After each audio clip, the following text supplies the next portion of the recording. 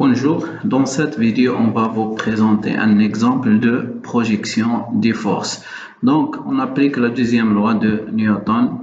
La somme des forces égale m fois A. A, c'est l'accélération. Prenons comme exemple le mouvement d'un corps sur un plan incliné d'un angle alpha par rapport à l'horizontale. Donc, ce corps est soumis à son poids P, la réaction normale en négligeant les frottements et une force F que fait un angle bêta par rapport à l'axe OX. Donc projetons cette relation sur l'axe OX et sur l'axe OY. Commençons par la projection sur l'axe OX. Donc P, la projection de P sur l'axe OX, c'est cette partie-là. Donc comme vous voyez, c'est négatif. Donc on la note moins Px qu'on va la chercher après.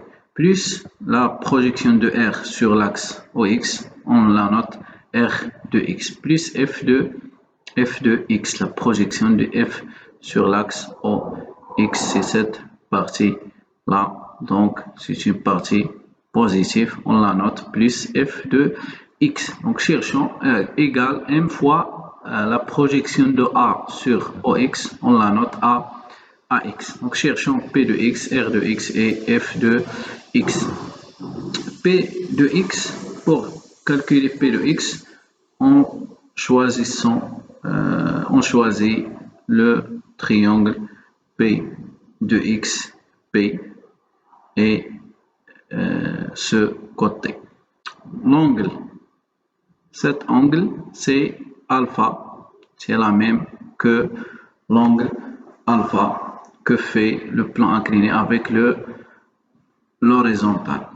Donc pour chercher P de X est opposé à alpha, donc on fait le sinus de alpha qui est égal à l'opposé P de X sur l'hypoténuse P.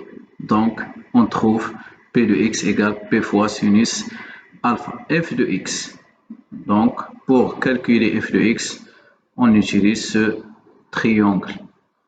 L'angle bêta et F de X est adjacent à l'angle bêta. Donc, on fait le cosinus de bêta qui est égal à l'adjacent F de X sur l'hypoténuse F. On trouve F de X égale F fois cosinus bêta. R de X égale 0 car R est perpendiculaire à l'axe OX. Donc, en remplaçant ces résultats dans l'expression de la projection, on trouve moins P sinus alpha plus 0 plus F cosinus alpha égale M. AX est égal à A car le mouvement se fait que sur l'axe X'. Donc l'accélération A que l'abscisse AX. Donc AX égale A. On trouve l'accélération A du mouvement qui est égal moins P sinus alpha plus F cosinus alpha sur M. Si on fait la projection sur l'axe OY, on trouve moins PY. La projection de P sur l'axe OY, c'est cette partie-là. Comme vous voyez, c'est négatif. On la note moins PY. Plus RY, la projection de R sur l'axe OY est notée sur l'axe Y est noté RY. Plus F de Y, la projection de F sur cette partie est notée F de Y est égal à MAY. Cherchons P de Y en utilisant ce triangle rectangle ici avec l'angle alpha, c'est cet angle. On cherche P de Y qui est adjacent à l'angle alpha, donc on fait le cosinus. Le cosinus de alpha égale P de Y sur P, l'hypoténuse P.